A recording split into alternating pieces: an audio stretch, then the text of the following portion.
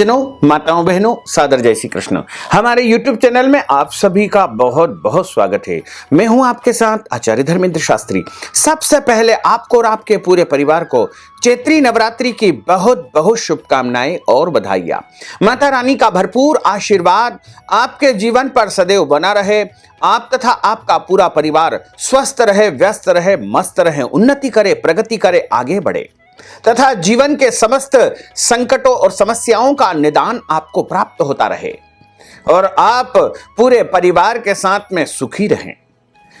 माता रानी का सबसे बड़ा त्योहार होता है नवरात्रि और वर्ष में 4 नवरात्रि आती है, जिसमें 2 प्रगट नवरात्रि तथा 2 गुप्त नवरात्रि होती है। चैत्र माह के शुक्ल पक्ष की प्रतिपदा से लेकर के नवमी तक जो नवरात्रि होती है उसे चैत्री नवरात्रि, प्रगट नवरात्रि के नाम से जाना जाता है तथा इसे वासंतिक नवरात्रि भी कहा जाता है। इस बार चैत्री नवरात्रि का प्रारंभ 13 अप्रैल 2021 मंगलवार से प्रारंभ हो रहा है और 21 अप्रैल 2021 तक जो है नवरात्रि निरंतर चलेगी। पहले दिन माता शैलपुत्री की कथा सुनी जाती है। इसी क्रम में दूसरे दिन माता ब्रह्मचारिणी की कथा सुनी जाती है। प्रथमं शैलपुत्री च, द्वितीयं ब्रह्मचारिणी, तृतीयं चंद्रघंटेति, कूष्मांडेति चतुर्थकं, पंचमं स्कंदमातेति, षष्ठं कात्यायनीति च, सप्तमं कालरात्रीति, महागौरीति चाष्टमं, नवमं सिद्धिदात्री च, नवदुर्गाः प्रकीर्तिताः। नवरात्रि के 9 दिनों में भगवती महाकाली, महालक्ष्मी तथा महासरस्वती के त्रिगुणात्मक स्वरूप की पूजा अर्चना की जाती है। 9 दिनों तक व्रत किया जाता है, पूजन अर्चन किया जाता है, मंत्र जाप किए जाते हैं तथा उपाय भी किए जाते हैं। और दूसरे दिन की जो अधिष्ठात्री देवी है उनका नाम है ब्रह्मचारिणी देवी। ब्रह्मचारिणी देवी का पूजन नवरात्रि के दूसरे दिन किया जाता है। मां दुर्गा की 9 शक्ति का दूसरा स्वरूप ब्रह्मचारिणी है। यहां ब्रह्म का अर्थ तपस्या से है। मां दुर्गा का यह स्वरूप भक्तों को, सिद्धों को अनंत फल देने वाला है। माता ब्रह्मचारिणी की उपासना से तप, त्याग, वैराग्य, सदाचार और संयम में वृद्धि होती है। ब्रह्मचारिणी का अर्थ तप की चारिणी यानी तप का आचरण करने वाली। देवी का यह रूप पूर्ण ज्योतिर्मय और अत्यंत भव्य है। इन देवी के दाएं हाथ में जप की माला है और बाएं हाथ में कमंडल धारण किए हैं। पूर्व जन्म में इस देवी ने हिमालय के घर पुत्री रूप में जन्म लिया था और नारद जी के उपदेश से भगवान शंकर को पति रूप में प्राप्त करने के लिए कठोर और घोर तपस्या की थी। इस कठिन तपस्या के कारण ही इन्हें तपश्चारिणी अर्थात ब्रह्मचारिणी नाम से अभिहित किया गया है।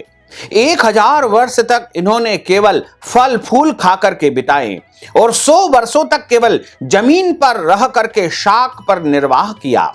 कुछ दिनों तक कठिन उपवास रखे और खुले आकाश के नीचे वर्षा और धूप के घोर कष्ट इन्होंने सहन किए थे। 3000 वर्षों तक टूटे हुए बिल्व पत्र खाए और भगवान शंकर की आराधना करती रही। इसके बाद तो इन्होंने सूखे बिल्व पत्र खाना भी छोड़ दिया था। कई हजार वर्षों तक निर्जल और निराहार रह करके इन्होंने तपस्या की थी। पत्तों को खाना छोड़ देने के कारण इनका नाम अपर्णा भी पड़ गया था। कठिन तपस्या के कारण देवी का शरीर एकदम क्षीण हो गया था। देवता, ऋषिगण, सिद्धगण, मुनि सभी ने ब्रह्मचारिणी की तपस्या को अभूतपूर्व पुण्य कृत्य बताया था और देवी की सराहना की थी और सभी ने कहा था कि हे देवी, आज तक किसी ने इस प्रकार की कठोर तपस्या नहीं की है। यह केवल आपके द्वारा ही संभव हो पाया है।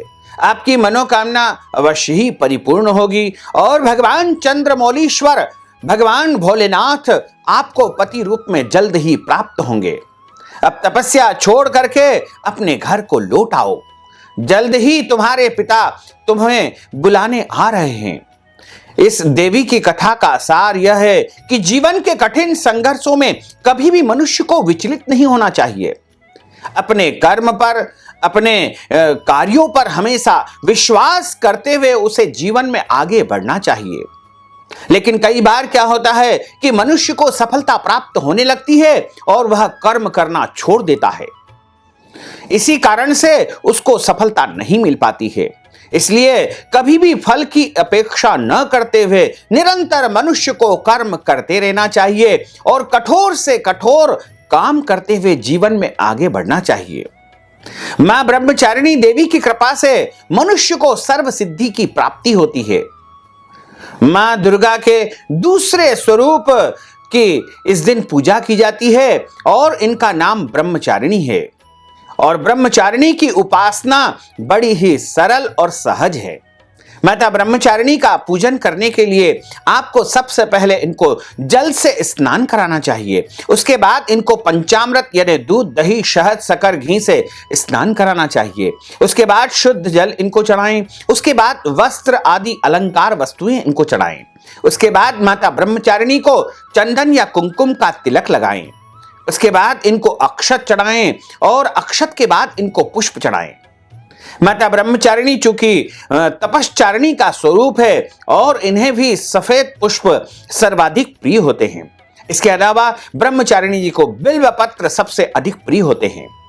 और माता ब्रह्मचारिणी जी को सौभाग्य की वस्तुएं भी अर्पण करें, धूप दीप इन्हें दिखाएं और उसके बाद इनको शक्कर का नैवेद्यम लगाना चाहिए। शक्कर का भोग लगा करके भक्त प्रसाद के रूप में स्वयं ग्रहण कर सकता है या फिर इस शक्कर को ब्राह्मण को भी दान कर सकते हैं।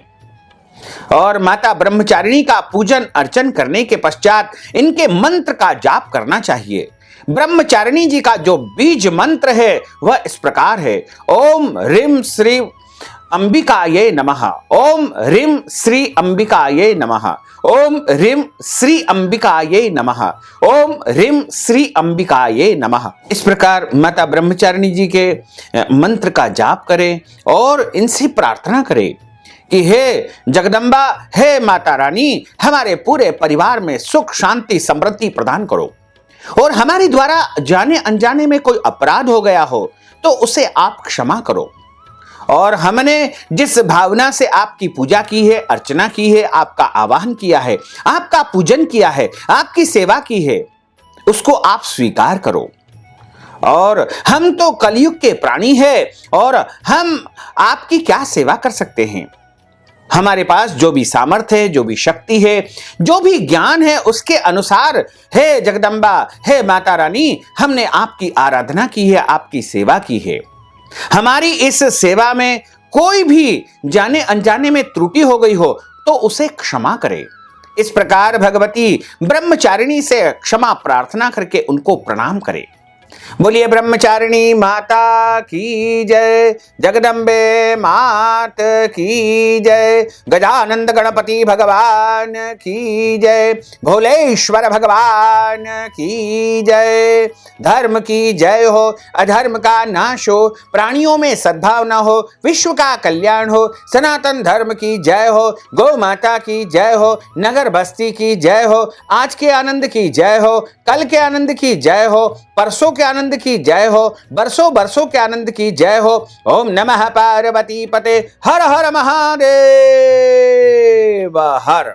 तो भक्तजनों, माताओं, बहनों, आपने जो नवरात्रि के दूसरे दिन की ज्ञानवर्धक कथा का श्रवण किया है, यदि आप कथा श्रवण के निमित्त या फिर नवरात्रि के निमित्त दान दक्षिणा प्रदान करना चाहते हैं, फलाहार के निमित्त दान देना चाहते हैं या फिर नवरात्रि के निमित्त वस्त्र दान, अन्नदान या कोई भी दान पुण्य करना चाहते हैं, तो आप हमारे पेटीएम के माध्यम से, गूगल पे के माध्यम से, फोन पे के माध्यम से या अकाउंट नंबर के माध्यम से नगद राशि पहुंचा करके दान पुण्य प्राप्त कर सकते हैं और नवरात्रि का पूरा पूरा पुण्य लाभ प्राप्त कर सकते हैं। साथ ही आपसे अनुरोध है कि इस ज्ञानवर्धक वीडियो को अधिक से अधिक लोगों को शेयर करिएगा, लाइक करिएगा, कमेंट करिएगा और यदि अभी तक आपने सब्सक्राइब नहीं किया तो अभी और इसी समय सब्सक्राइब अवश्य कर लीजिए। आपको और आपके पूरे परिवार को सादर जय श्री कृष्ण, सादर धन्यवाद।